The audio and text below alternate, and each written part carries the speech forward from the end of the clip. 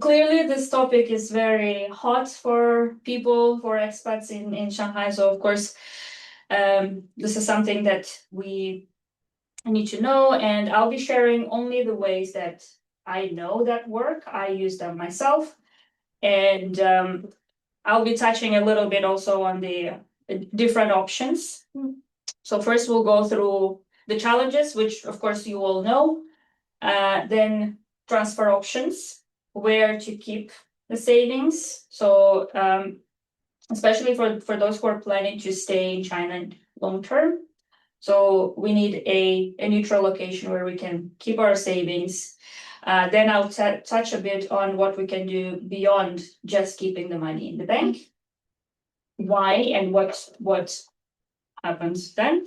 And also I'll touch a little bit on the tax and estate considerations. So first one, of course, you know this better than me, right? How complicated banking system is, the documents. May I ask a question? Sorry to interrupt. Before we start, might we learn a few words about your company and your role in the company? Just a quickly brief introduction. Right. So my name is Daryama, and I'm an expat myself in China, in Shanghai, 14 years now. I started Chinese, then I did my master's, and then I started working. So the company that I work for, the VR Group, so it's a global financial advisory. And what we help expats in China is financial planning for their future. In reality, all things money is what we help our clients with. So how to transfer money, how to convert it, where to keep it, where to invest it, how to withdraw it. So all the steps from taking your savings from a bank account and different stages that money does for you, we help, especially in Shanghai, because we're also expats. And so these are the same challenges that we go through. And these are the ways that we try out first, and then we start recommending to our clients. So among main services is financial planning for retirement, education for kids, life insurance, property, general investment platforms, few options, but overall, financial planning for different stages, different phases in life. And so I myself have been working with the beer for more than 3 years now. And these are a few of my colleagues. So Shine here is our accountant, so she can also add more information about the banking and accounting from the China side, because she's the one helping us with banking here as well. Any more questions? No problem. So at any point, if you have a question, just raise your hand and say it. And because if we keep it until Q&A, you might forget it. And so that's okay. Just stop me, ask your question, and then we can carry on.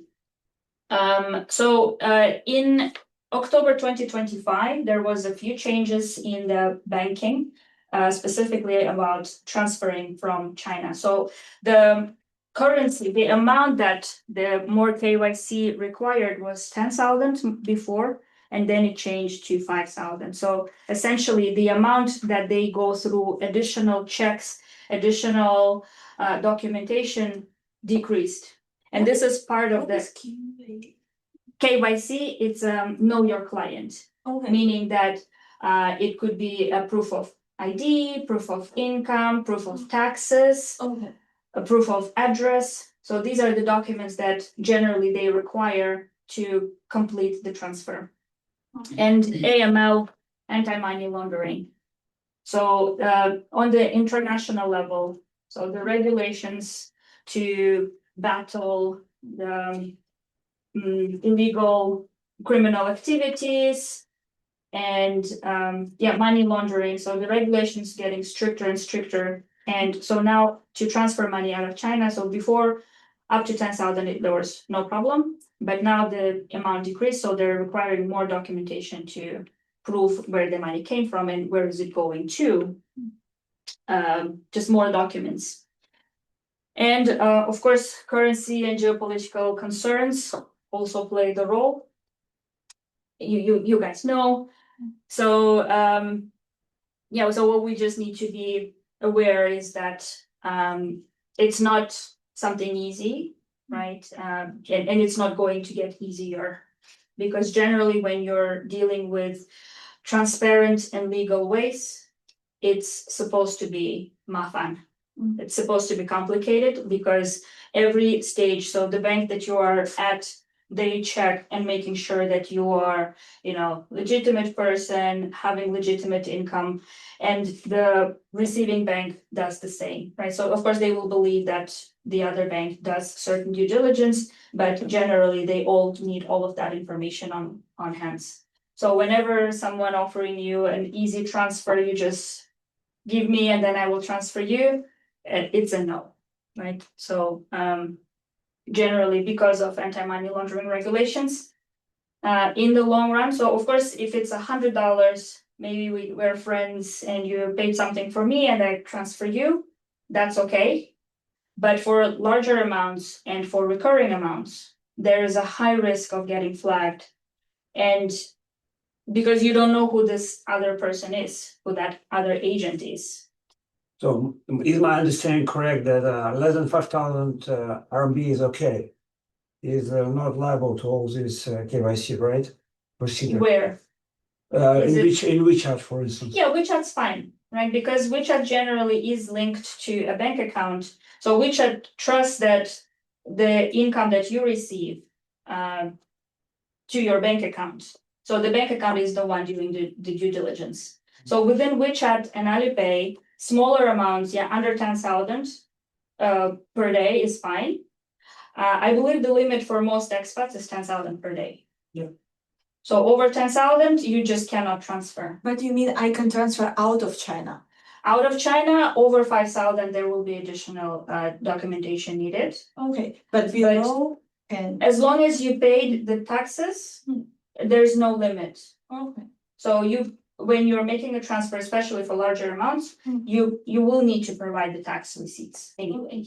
So, and then based on the tax receipts, you can make the transfer. But for example, if I want to do like transfer from my Alipay to my Russian bank card, can I do it directly? From Alipay, no, because Alipay is not a bank. Okay. So you will need to transfer it from Alipay to your bank, then from your bank account to your Russian. So from my Chinese bank account, like if it's around 5,000, I still can do it directly. That will depend because which bank is that? ICBC. Because from China it's still part of the SWIFT. So direct transfers to Russia cannot be done. Yeah. My bank, for my private account, Bank of China, they told me last time I transferred some money to Cyprus, they told me I'm allowed for 4 transactions a year. What's the amount? I transferred $2,000. $2,000. $3,000. $3,000. Yeah. So $12,000 is your max? Is that what they said? No, they said 4 times a year. Don't know. No, that's strange because as long as you pay taxes for your income, you can transfer every day if you want. It's just that there may be fees every time you make a transfer, but there's no restriction on how many times you can transfer. So that's something, double check with the bank. The problem with many banks is that the clerks confuse information for Chinese and for expats because they're provided some information and where expats are in a gray zone, so they don't know sometimes some information. But generally, if you just double check or ask someone like manager, they should know that. Generally, there's no limit how many times you can transfer. Anyway, going back to the AML. So swaps in the groups, I'm sure you've seen them in currency, or I transfer you like 10,000 RMB, you give me 10,000 rubles. Please don't do that. So smaller amounts when you're going to a trip or something, or someone paid for you some amount, that's okay. Small amounts once in a long time, that's fine. Small, like $100, $50, 200 maybe. PT money, yeah. Yeah, just a small amounts that will not be traceable, but then over 5,000, that might get flagged. And also, I pay my rent via WeChat. And yeah, it's, WeChat's fine. Yeah, and also rent is, but it's much more than 10,000 yuan. I pay rent like every 3 months and it's Mm. like But you 50,000. pay rent in China. China. Yes, yeah, in but China. China is fine because you have a rental contract Yeah, and yeah. the taxes on that rental income, because it's your landlord's income. So it's their responsibility to file their taxes. Okay. So you have the rental contract, so you're clean. But my question is, I'm legally working in China, I'm paying all the taxes, Yeah. and I want, for example, I want to buy a house in Russia, I don't want to buy a house in third country, and that's, of course, I want to transfer money somehow legally to Russia. So my question is how I do it legally, because you mentioned third country, like I can do it to third country. Yes. But I mean, what this third country will do with Russia? So you mean Russia-friendly third country? So I need to go to third country, open bank account there, transfer it there, and after I will from. So yeah, it depends what's the amount and when do you need that. Mm, So I can do extra research and find the tools to make transfers to Russia. But right now, because of the sanctions, Mhm. Russia is cut out from in global SWIFT. So Mhm. direct transfers are not possible at the moment. Even if I legally working in Russia and in China, It's not about you. Okay. It's about Russia. Because they are Mhm. just cut off from the global transaction system. So including China bank system. Yes. Okay. So there might be other ways, Mm. right? Because China and Russia are doing business together. So there are ways for people that transferring, but for retail clients, right? So for someone who's an individual, it's a different story. Mm. So there will be a different situation, which depending on the amount and when. Mm. So if it's not in a rush, so that it's not something that's happening like later this year, we can wait because I'm sure that this situation won't last another 5 years. Mm. But because we don't know how long. Mm. So yeah, it could be a good idea just to keep it somewhere neutral. Mm. Or yeah, if it's more urgent, I can do more research and find ways how people are doing. Yeah, please. Yeah, All right. thank you. Another scammers, right? Mhm. So in groups, I've lived in China long enough. I remember even before COVID, there were some agents that were helping people with transfers, and it looked legit, right? Because it's an agency, some business name, and then they work for a couple of years, and then poof, disappeared one day after gathering money for several days or something like that.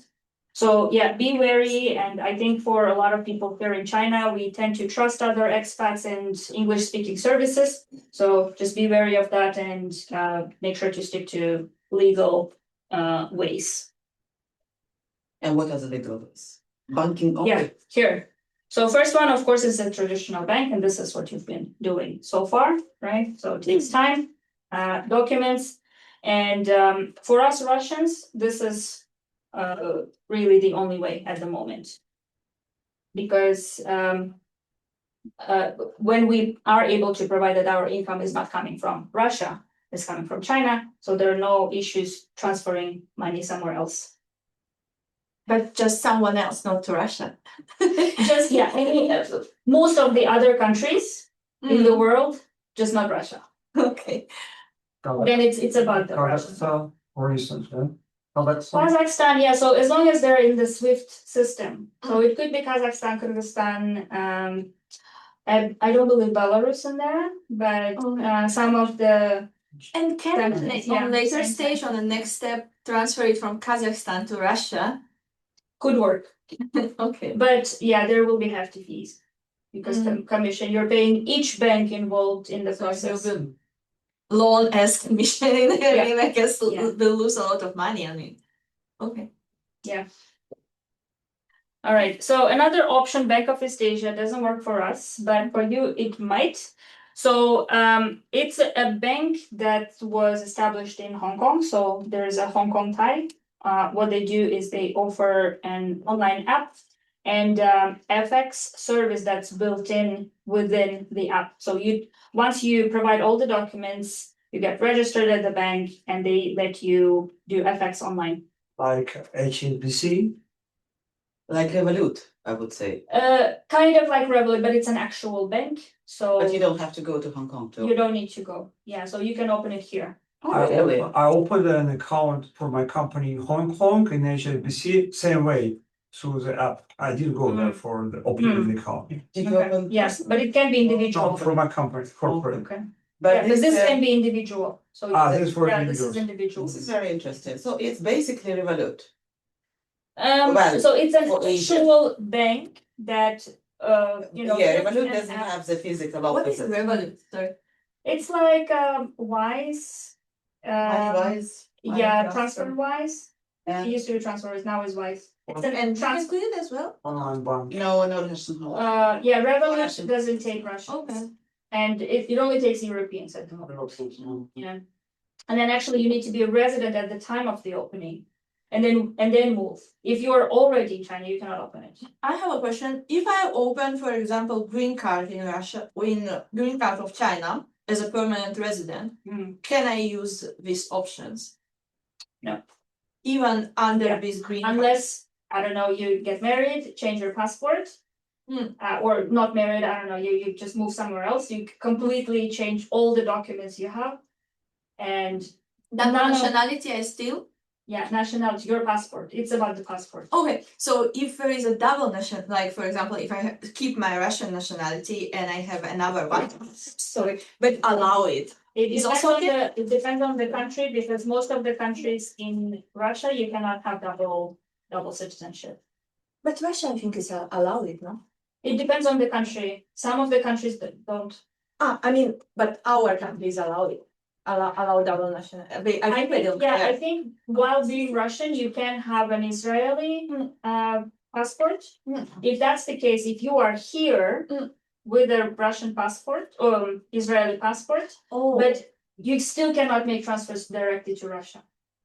Because it's Russia that is out of the system. okay. Even if I am Yeah. Israeli national or any other. But you could keep your money elsewhere. You could open this account, Bank of China, Bank of East Asia.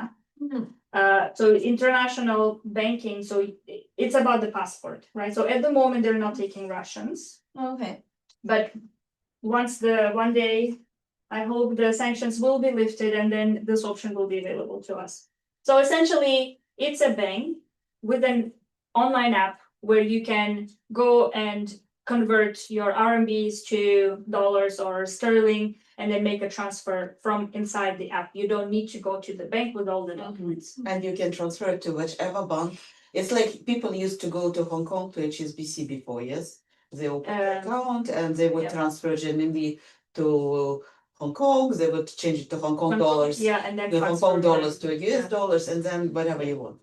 And now we have this Now, alternative. yeah, so Bank of East Asia, they have the Hong Kong Thanks, Thai, that's so very interesting. could work for those from non-sanctioned countries. All right. And And say if I have a Chinese company here and the parent is Irish, it's not Russian. okay, Can the company open account in bank? yes, they offer corporate accounts as well. Excellent. Yeah, and then another thing is that they also have a Visa card that works kind of like a credit card. Okay. So for those who, for some reason, don't have an option to open a Visa or MasterCard somewhere else, they can also apply for it here in Shanghai.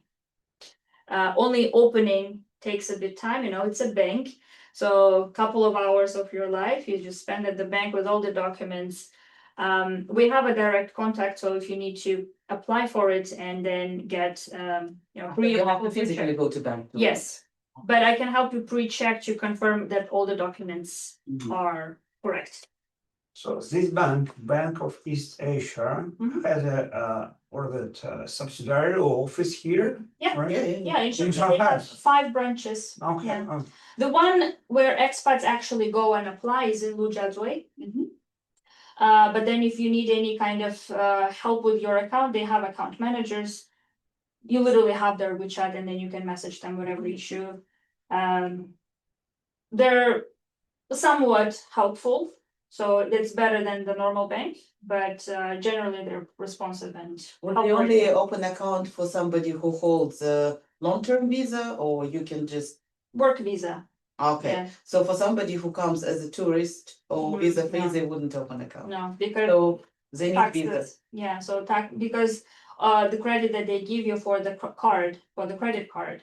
Well, it's credit card, it's actually, you're spending your own money, essentially, but yes, so you will need to be on a work visa and work permit. So that your income is legal here in China. Okay. So Yeah, so just come out of the, Yeah. of the street, No, no. it needs to be a work visa, and so you will need to provide all other documents like registration at the police and employment contract, etc. And so yeah, tourists, no. Business visa, most likely no, Mhm. because they're also not long-term residents in China. But yeah, so someone, But if you have like a 1 year business visa, long no, term, still no. Because you don't have an employment, when you're on a business visa, you're not Allowed to have employed income. here, yeah. you're not allowed to have income. And also tax residency, right? So tax residency, yeah, in China, it's if you're over 183 days in China. My question is, the Visa card provided with this bank, is it pretty much the same as other banks are issued They right have here? two, yeah, so one is Union Pay, Yeah, which is like any other banks here, Mhm. and then Visa. But it's wrapped as a credit card, but actually it's dependent on how much you have with the bank. So you will need to make a deposit first, and or they will give you some cap that you can spend per month with that credit card, but which you're supposed to put back. but later on. actually, the other banks like Bank of China is also providing this kind of service, right? Yes, I do have Visa from Bank of China, but it doesn't work. Does work? No, I tried in Philippines, I tried in Vietnam, it just doesn't. Mine as well. I tried in Thailand and yeah. Why is that? My Union card doesn't work somewhere, but my Cyprus Visa works everywhere. Well, Cyprus Visa is a different thing. Chinese Visa is Okay. I went in So, advance, I fine, asked. huh? Yeah, I asked them also, I'm gonna use it abroad. Can I? They said no problem, just go, and I exchanged some money, so I was locked out of my dollars that I had on my account, and it just didn't work. And then when I came back and I went to them, so what the hell? And they were just probably something with the bank that tried to get it, but yeah, it was too late at that point. As they explained to me, is practically they said, okay, you put your money on your Visa card, but you Yeah. put it in CNY, so you need to open like USD part, you need to put it on USD like part of Visa account, and then it will work. That's what But I didn't. did. Okay. So. I specifically went there. I converted $300, I think, and I asked them to put into my dollar account, which they did, and in my app I could see that it still didn't work. Union Pay card of ICBC was working. Generally, yeah. So thankfully In most around of Asia places. it's fine. Yeah. Yeah. But yeah, it's they say it works, but it doesn't. And then when you go to complain and fix it, you get some other excuses, but so but this one works with Bank of East Asia. Our colleague, our boss had it and he uses it, so it's a tested one. And but I think the most convenient is that it has an app and you don't need to go anywhere to do the conversion. And then another option, of course, is Wise and SkyRemit. So for those who are not familiar with it, Wise and SkyRemit are money remitting companies. So they take your RMBs, then within the app you can convert. Hi, good evening. And so within the app, you can convert it to the currency you need and then make the transfer to destination bank. And More for Russian national? Questions. So the SkyRemit doesn't. So, and I checked this. Wise, you can register on it and you can go to the normal bank, make the transfer to your Wise, and then from Wise transfer to wherever you need. So it's a if you need a multi-currency account where you can keep some of your savings in different currencies, Wise could work. Sorry, and this Wise, it's an app practically, or what? Yeah, Like Alipay. app, website, yeah. So Okay. you can log in from. It works in Europe or? It's global. It's Okay, everywhere. so for example, if I put from traditional bank money to Wise and I go whatever, Italy, I can use it. Yeah, you can use it for transfers. So So paying? No?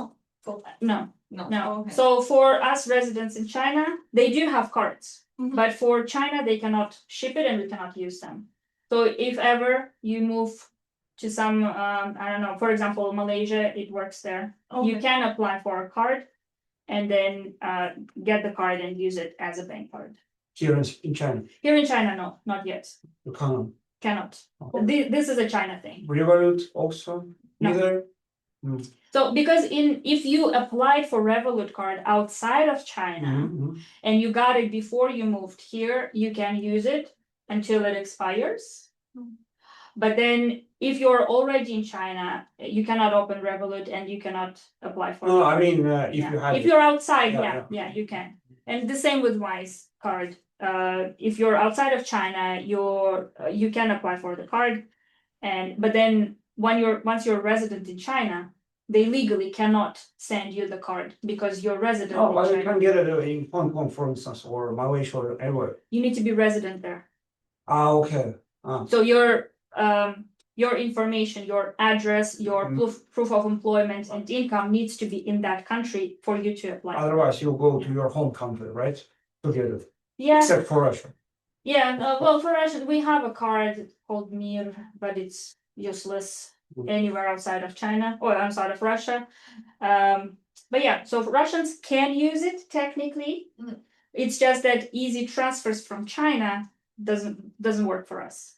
But for most other nationalities, you can open Wise, transfer RMBs to Wise, convert within Wise, and transfer wherever you need. And Jen, maybe how do you transfer to Wise? So In app, for example, I have like Bank of China app. yeah.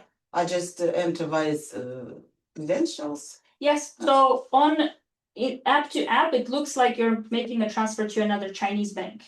So they give you all the information. You go to Bank of China, make a domestic transfer. Fee is 27 RMB, literally, no matter the amount. So you're transferring RMBs to Wise Chinese partner called Lakala. And so within the app, after it's very quick, right? So you receive that and you see in your Wise RMBs, your RMB balance, and then you can convert it to another currency and then transfer dollars, GBP, etc. It's just, yeah, for us, it doesn't work. And you mentioned that we can use it actually as a bank card in Asia, yes? Or Yes, just outside of China. Yeah. So, for example, if I go I can use it in restaurant like a bank card in Europe or not? In Or not theory, yes, but it's just that you cannot get the card because you are resident in China and you're Russian. But anyone else who is outside, for example, I have a friend who lives in the Philippines. Okay. He lives there full year, Mm. and his income is in the Philippines. So he applied for it and he got it in mail. So it arrived Russian? within Filipino. Mm. So it's for us, it's the nationality thing sometimes, the sanctions. But for example, if I am full resident in China, I am actually tax resident in China. So still? No, yeah, the card, because they cannot send the card to China. Okay. So They send it from where?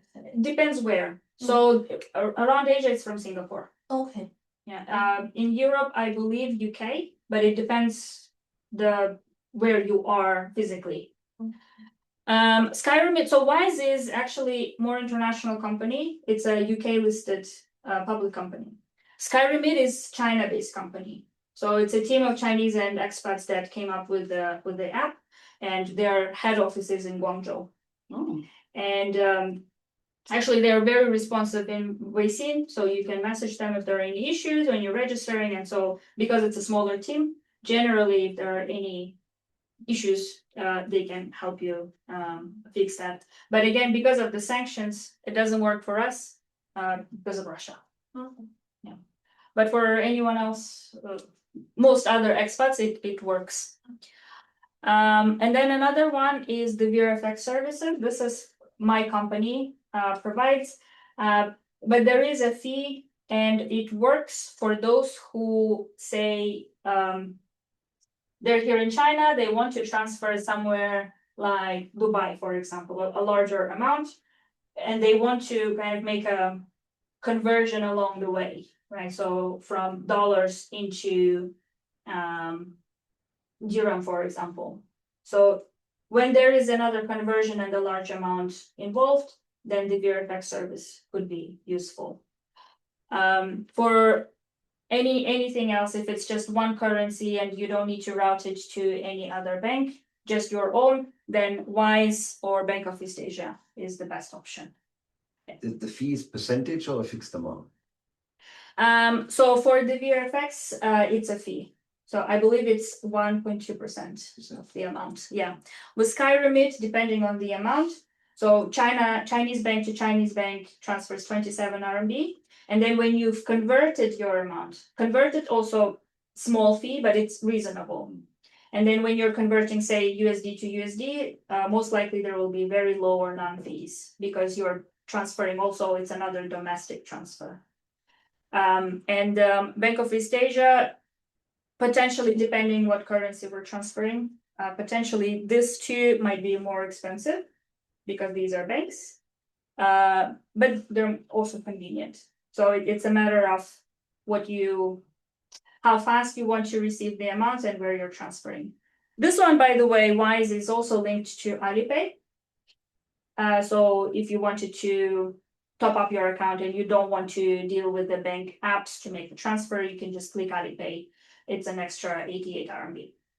So a bit more expensive, but it's also a matter of minutes. Any questions about this? What is the borderline for those transfers for the GBR? Sorry? Compare the borderline of the amount. I mean, So you said for big amounts, for large. I would recommend more than $100,000.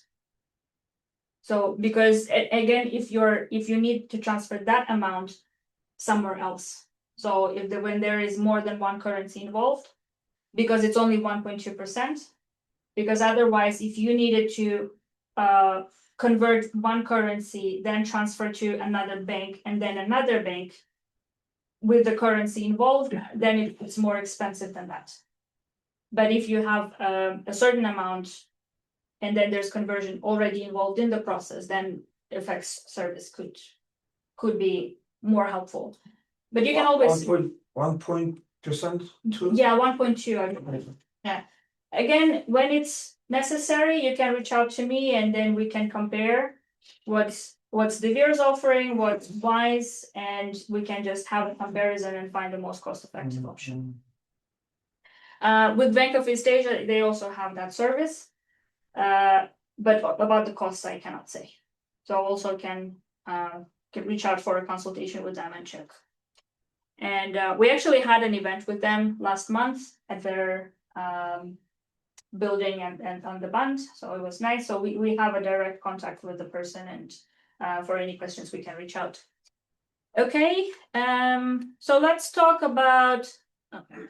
Well, it says documents needed. So that's why So what are the documents? So these are generally what the documents needed, and some of you probably already know.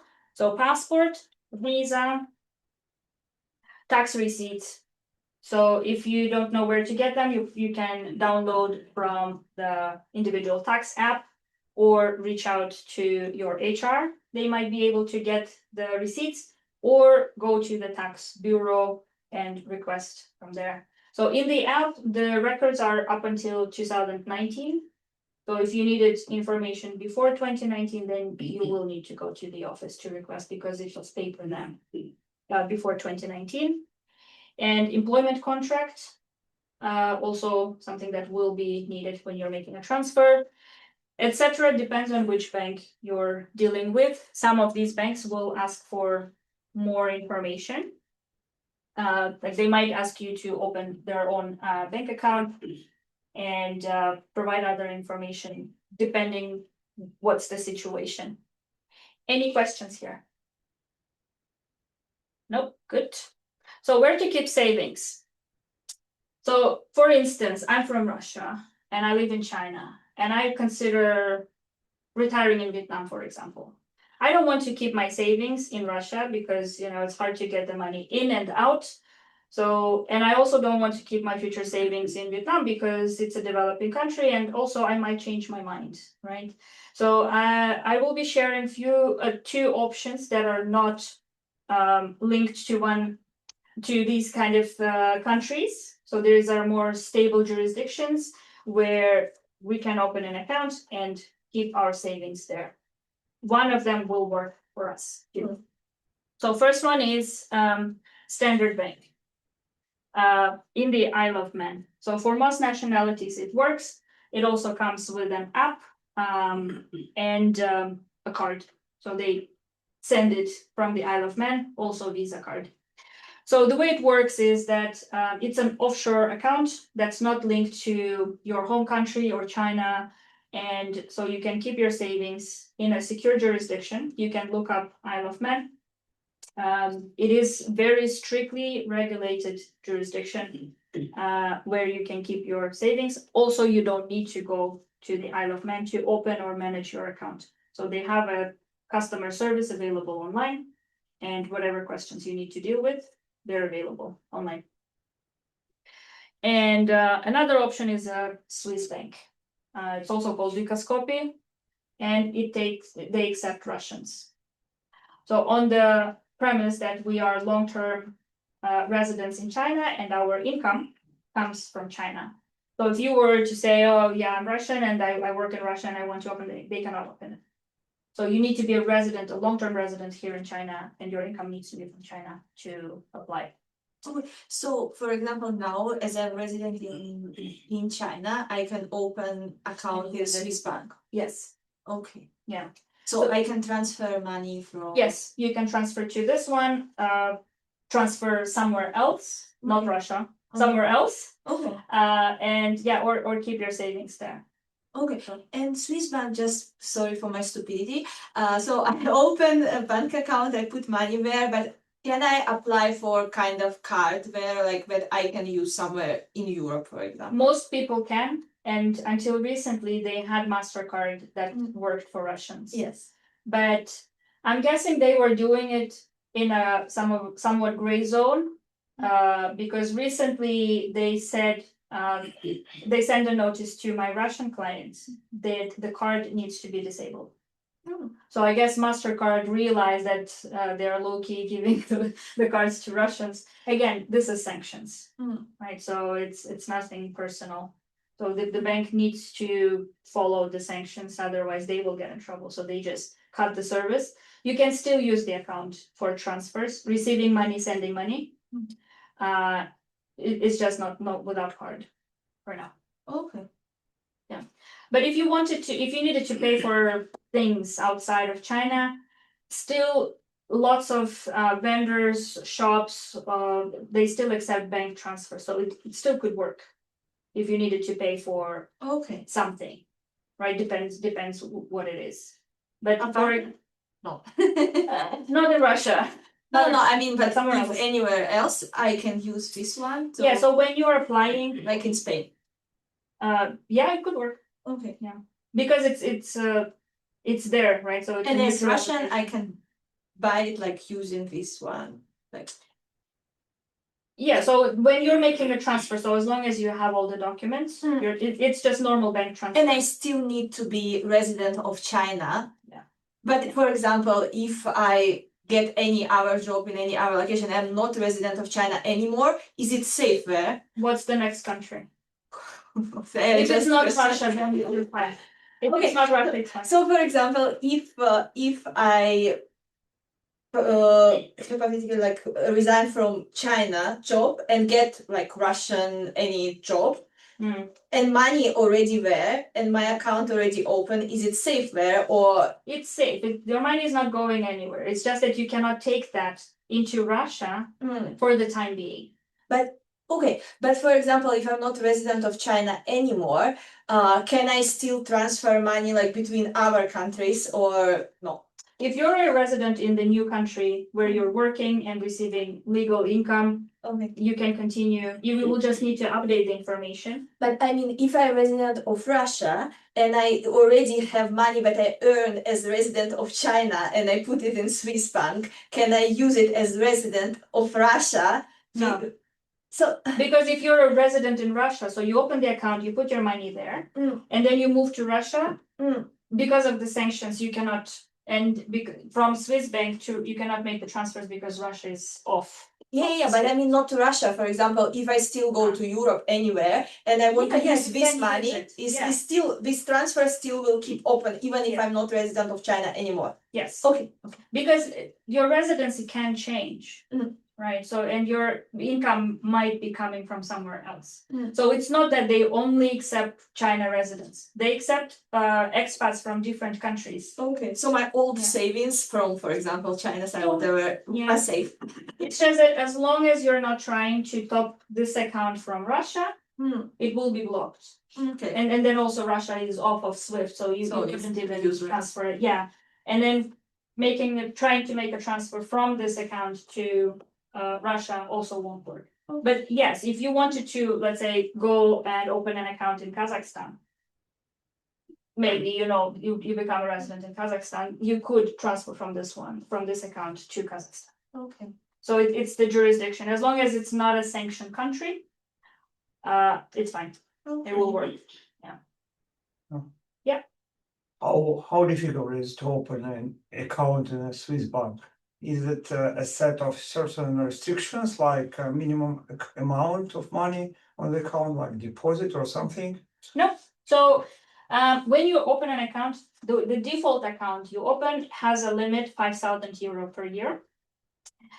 If you want to increase that limit, you will need to apply for increase and provide your employment contract or pay slips or tax slips to prove that your income is legitimate and it's coming from the legal source.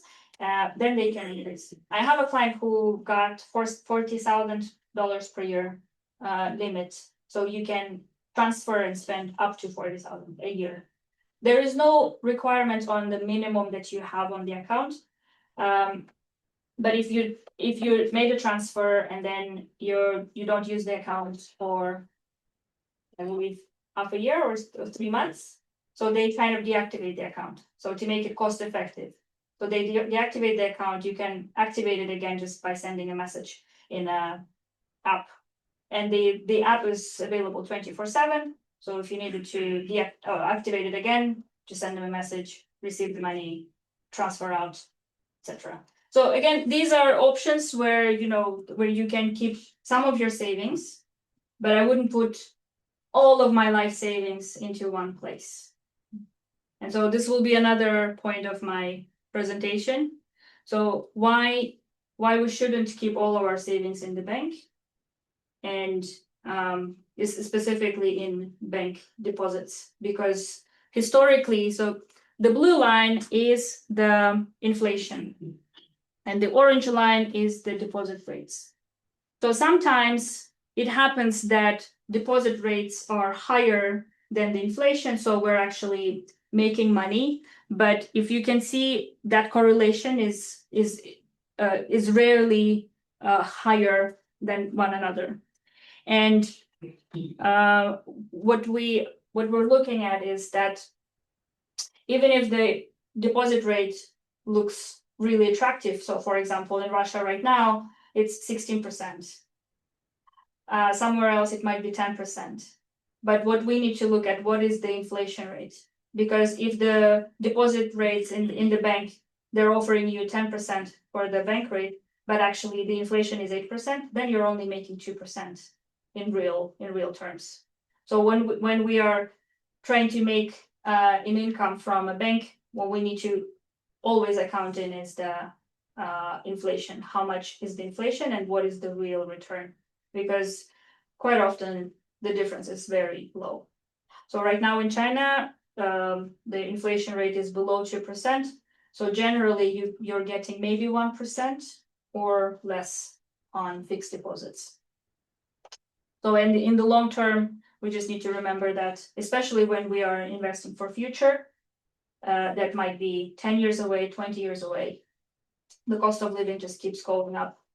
And we need to, especially if it's this money just lying in the bank, not doing anything, we need to make sure that there is some growth to see the inflation. Question on that one. Yeah. If I take the money I earned here and put it somewhere where the interest rate, deposit rate is higher, then does it matter what is the inflation in Russia or England or wherever it is? If I just move the money in, the only thing that matters to me is the transaction cost for the FX or not.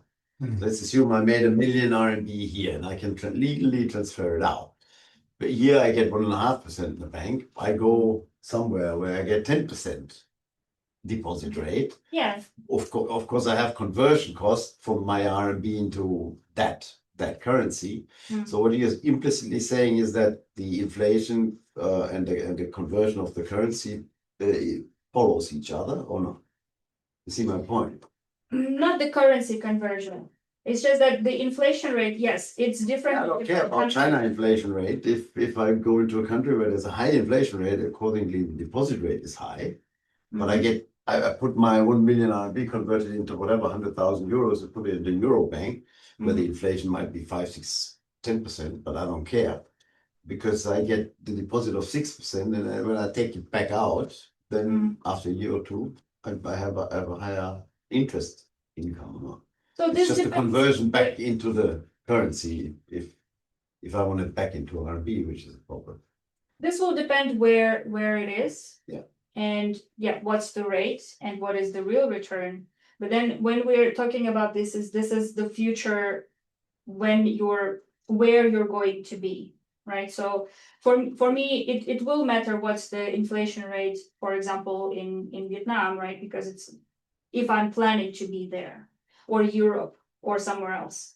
Because if the cost of living is going up, but I'm actually making less than there, then I'm not keeping up to have enough to provide for me when I stop working. So this depends where. I understand that in short term, in some places the interest rates might give you higher income. And perhaps, yeah, in the short term, it doesn't really matter how much on the fees because you're getting the income that to cover that. So yeah, essentially your real return is even lower because of the fees. But then when we look at the longer period of time, so more than 10 years, and especially if we're considering the retirement provisions, then this is something inflation needs to be accounted for. Because if I'm saving in Europe, and then, but actually the inflation where I retire is higher, I'm not keeping up, and whatever I think I need for retirement, I actually need more because the inflation in the place where I plan to retire is higher. Yeah, so we need to always account the time and the location, and the currency too, because there will be some currencies that in which you might get higher return, again because the currency may not be stable in the short term. But my recommendation is stick to global currencies, especially for international people who might be, traveling or who are not sure where they will be in the future. So stick to just global currencies while here in China, and then depending when it's closer to the time when you're okay, so I'm gonna settle down, I'm not moving anywhere else, I'm gonna just live here, then you can change the currencies and actually rebalance your portfolio to the country where you are already decided to be. Is there still a limit on how much we foreigners can transfer out of China per year? No, it's based on the taxes. It's on the taxes and Yeah. that accumulates because I lived 21 years in China, so I have 21. quite a bit. Do what the Chinese says, or the allowed money I can transfer out. As long as you pay taxes, Yeah. so your annual taxes is calculated and the limit is based on that. So they make revert calculation. They look at your taxes, Hmm. they make it a gross salary before taxes, and they allow you to export that amount of salary, or net salary after taxes. So net, For yeah, net, example, I earned 100,000, I paid 20,000 tax, I am left with 80,000, so I am allowed to export 80,000. yes, 80,000. Okay. Okay, so next on, I'm touching on And investments. just maybe for some of the others, that actually all works online by now. So in the past, I always had to go with my working contract to the bank for 1.5 hours and everything. Now that all works automatically, because You the get- tax system is linked. It's a Yeah, Chinese yeah. bank, Yeah, yeah. CCB, it's linked, so it pulls it from the tax app. Yeah. And they see in the bank now, okay, you're allowed to transfer this out. But in the past, you always had to bring all of these documents and everything. Now it works quite well. No, I still have clients who come just prepared, right? So there's a Paper. big, yeah, a lot of papers, Yeah, the yeah. taxes 2.5 for, hours and yeah, several That's- years. for 18 years, but 2 years ago they changed it, I think. Mm. And now it's very practical. Yeah, it's very convenient. And with Wise or Bank of East Asia, for example, you just provide one time at the very beginning. And unless your income changed, you provide the updated information, but otherwise they will just stick to the same information that you provided before. So you don't need to bring or provide tax information every time you make a transfer. So just at the very beginning when you're registering, and that's it. After that, no need. Okay, so I will touch a bit on investments because I am a financial advisor and I do recommend looking into investments. Although, with the current time, especially with the Middle East events, it might be something scary to look at. But I'm sharing this if we look at the long-term investments, just comparing the rates, right? So for China bank deposits, we were looking at on average about 1%. Again, it might vary slightly, but over a long term, so if we're looking even 1 to 2% per year in a bank, compared to over 8% in the equity market, which is something that also we can expect in the longer period of time, despite whatever was happening in the world, right? Even in the recent years, we had the COVID and 2022 when the war in Ukraine started and the inflation was high and the interest rates as well. So despite all of these crashes, the stock market still delivered more than 8%. So just if we're looking at the longer period of time, 8% is just something that we can expect, and it beats what banks are delivering.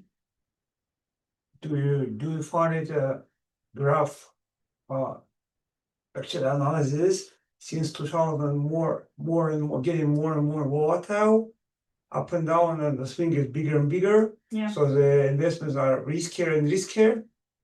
It depends what we're investing into, right? So for our clients, this is global MSCI, right? So there are less volatile investments as well, depending on the client's risk profile. And then, of course, I'm not saying that all of your investment, all of your savings, everything needs to go into equity market. So the way we structure the portfolios of the clients, especially depending on their risk profile and the time horizon. So for someone who has 10 years, we might structure less equity, more other assets like bonds, for example, or something else that has a higher capital protection.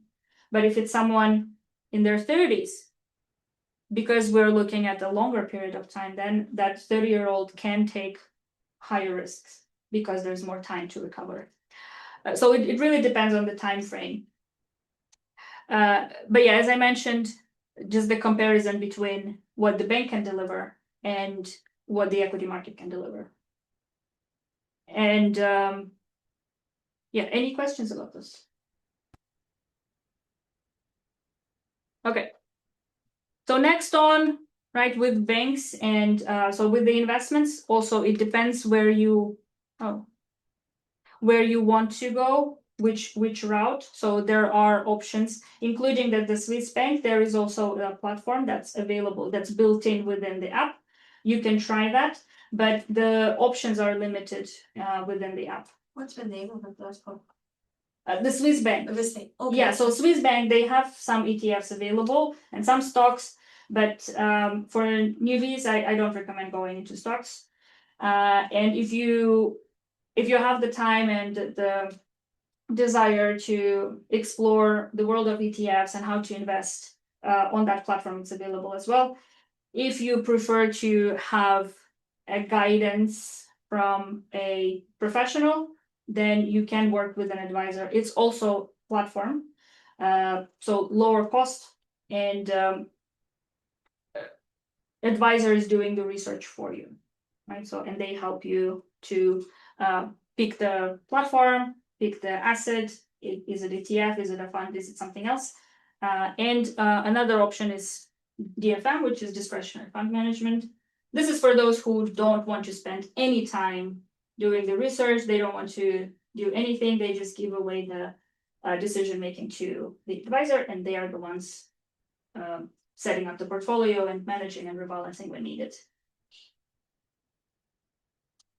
I can share the presentation later. Okay, so next on taxes. So taxes really depend on where you are from, where your nationality. So for instance, for US citizens, the global income is also taxed. So they will need to do extra steps to deal with the taxes in their home country plus China.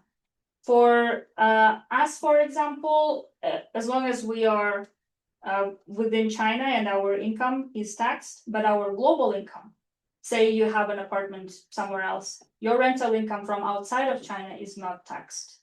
So only the income within China. And a little bit on the 6-year rule. So as long as you stay, as long as you left China once in 6 years for 30 consecutive days, this rule on the no global tax is reset, right? So in theory, if I spend 6 years without leaving China for 30 days, technically they have the right to tax my global income as well. So that's the part of the 6-year rule. It used to be 5-year before, and then it changed to 6-year rule since 2019. So just make sure you schedule a long trip for a month. It needs to be consecutive, so it cannot be broken down in 2 weeks here and there. So it needs to be. So again, you need to stay 5 years in China, right? You don't need to.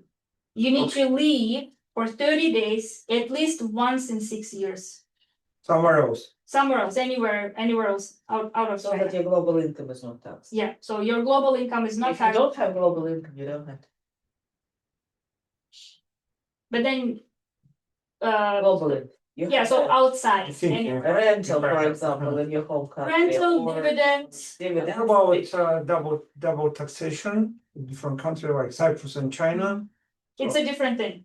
So taxation, so for instance, you're working and living here, you're paying your taxes here, so your income in China is not taxed in Cyprus.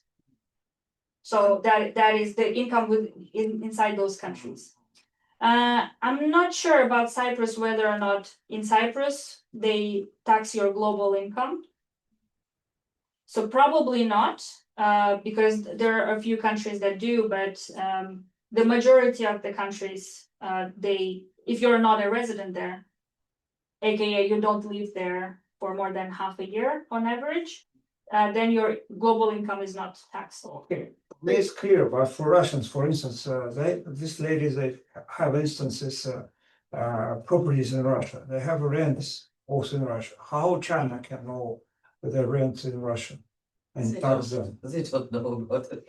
So this is global income, and as long as we are living here, so I have an apartment in Russia, my income in Russia will not be taxed because of the 6-year rule.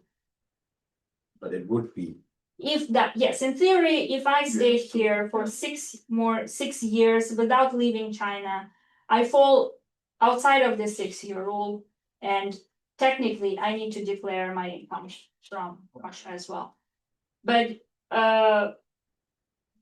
it's best to just leave, have a long trip for a month somewhere, and then come back, and your clock is reset, and then it starts again from zero, and until the next 6-year mark. Some countries like Germany happened to me last year, I guess, that they used the China tax income as the base and put the rental income on top. So you have the Yeah. tax progression, and that on top will be taxed with a higher tax rate. Oh my god. Because of the bracket. That's really mean.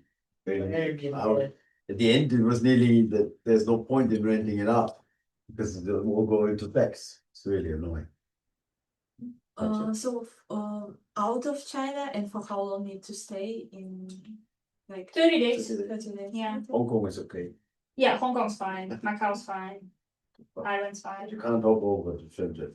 Macau. Yeah, technically it's also outside of China. Could be nice, small island, But yeah, but you can, if you come back, to Shenzhen or anywhere else within mainland China, then it counts as it doesn't count as a reset, because technically you're not out of China for 30 days. So you need to be out of China for 30 days consecutively.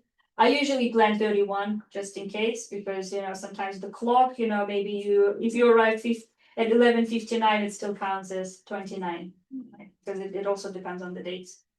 I actually haven't heard anyone having any issues proving how long they were out, but just in case, you never know.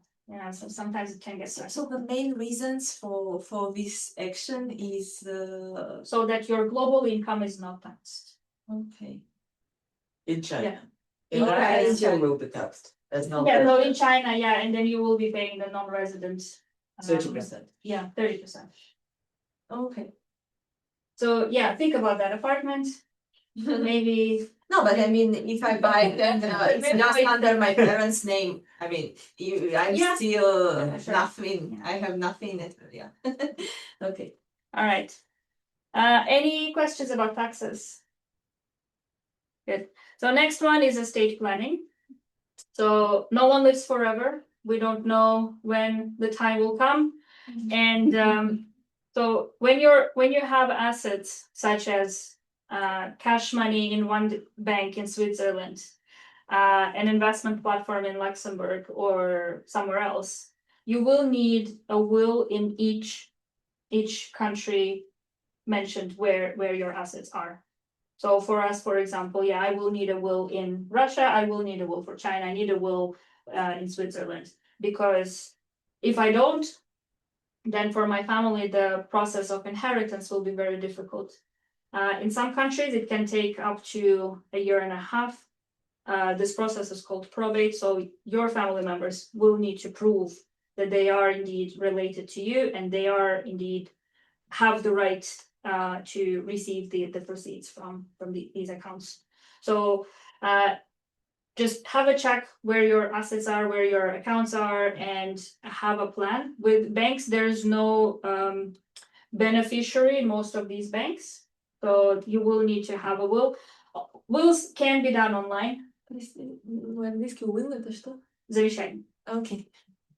Sorry. And so just make sure, especially if it's significant assets, significant savings, make sure that you have a will for that specific location. And then also depending on what kind of net worth we're talking about, inheritance tax can be hefty as well in some countries, depending where the assets and where the people inheriting it located, as in where they are residents. So sometimes the inheritance tax can be a lot. So as in up to half of what you have. So in that case, also it makes sense to look into what are your assets and what is the way to protect your loved ones from paying that much tax, because there are ways around it. Okay, so, and why pay more tax when you can pay less or none? Yeah, I think that's it for me. Yeah, so the key takeaways: stick to legal ways, transparent ways, and ways where you can find the person or the not the person, the institution, right? So where you can, even if something went wrong, you have the proof, the paper trail or digital trail to prove that it was indeed your transfer, and so get some justice. Because if we're dealing with some random people online, there are no guarantees. So stick to legal ways, and yeah, stay diversified in terms of the currency, and yeah, save long term for future, and plan ahead for taxes and estate, because we don't know when things might happen, and it's best to have a plan ahead rather than let your family deal with whatever it might be. Okay, I think, yeah, that's it. Any questions? Yes. What about crypto So with crypto, we or expats? crypto transfers or crypto investments. Both. Okay, so for crypto transfers, we actually had someone reach out, and I cannot even remember the company name. They were still requiring the same KYC as know your client, the documentation as the bank would. So, and the fees were not lower. But no, in China here, right? Not It was in China, but in China. yeah, it's just that whatever they were offering was not faster or cheaper than doing through Wise or Bank of East Asia. So, and if there's no benefit, I've heard that China liberated their regulation for the cryptocurrencies since last summer, I guess. So it's quite new, and I visited a few banks, including China Merchant Bank, yes. And they couldn't help me. I mean, they sent me back to Hong Kong and to their partner or something like that. Still not. so the options that are currently with crypto transfers is that you are still making bank to bank transfer here in China, and it's one of these, the receiving bank is affiliated with the crypto platform. But then so when that bank receives, so the crypto platform outside of China makes the transfer to wherever. But for me personally, I don't think that it makes sense for everyone to do, because you can still go to Bank of East Asia or Wise and do the same thing. So there's also a risk of where this platform is. So you're sort of trusting that this platform will indeed make the transfer. And so far, I don't know any tried platforms, because again, I think for most expats, Wise or BEA can do the trick at the same level and maybe the same speed. Same like Binance, right? Same platform. No, this will be different. So this is purely for transfers. For investments, yeah, Binance, Kraken, they are not allowed to take China residents. Whether you are an expat or Chinese, they cannot take you. So some expats, they use their home country addresses to register. But it's a bit tricky when you're making a transfer.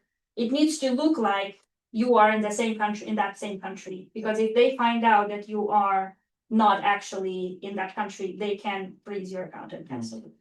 I have a problem with Coinbase.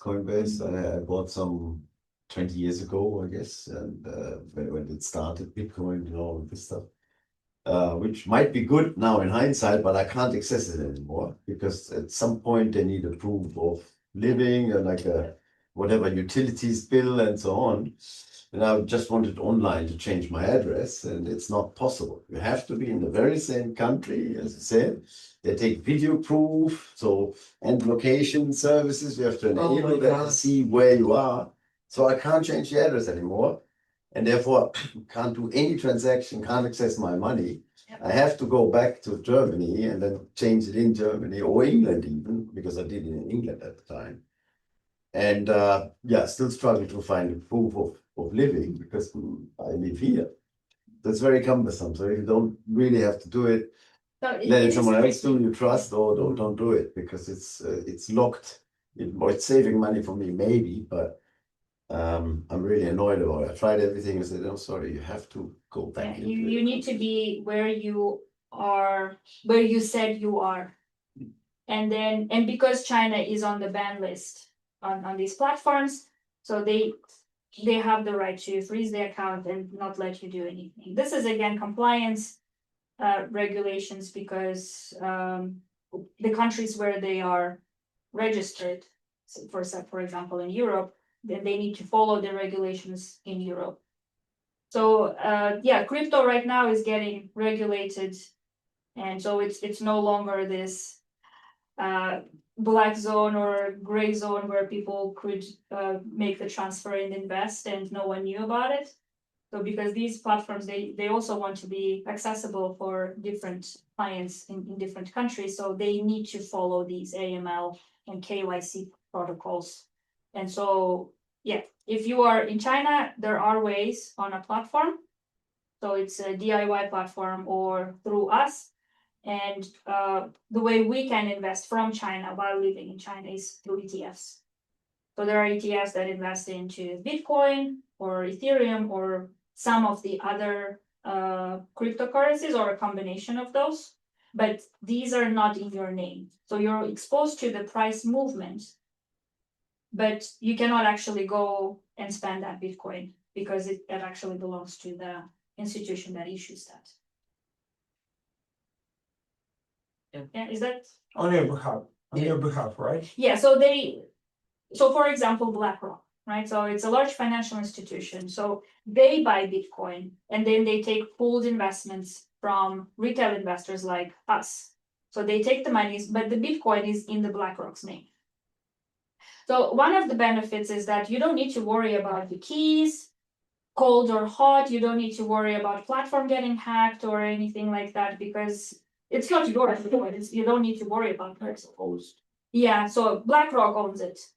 And at any time I can sell that, just realize, yeah, just get my money out, or I can put more anytime. So I don't need to deal with any platform where, like Kraken, for example, or Binance, where you own that coin and also, having a risk of getting hacked or something like that. So in a way, yeah, so it's more compliant and it's a direct way for us to invest. Just take advantage of price movements, but it's not real ownership. And so and these same iShares ETF that invests in Bitcoin, it's available on do-it-yourself platforms as well. So which you could try if you prefer, just add it to your portfolio by yourself. Yeah, other than that, yeah, here in China, it's a bit also a gray zone. You can own the Bitcoin, but you cannot actively trade it. So with the cryptocurrencies is also, if you are someone who had it, because it just got banned in 2021. So before that, China was one of the top miners in the world. And so a lot of people would have some coins in their names, which is not illegal at the moment. So you can have some in your name, but you cannot actively trade or try to sell to someone or buy. So it's a bit, and I doubt it will change in the future because crypto is hard to track, hard to tax, hard to regulate. So maybe it will change, but I don't see that happening in the near future. So it will still be kind of stick to ETFs for now. Yeah. Okay. Any other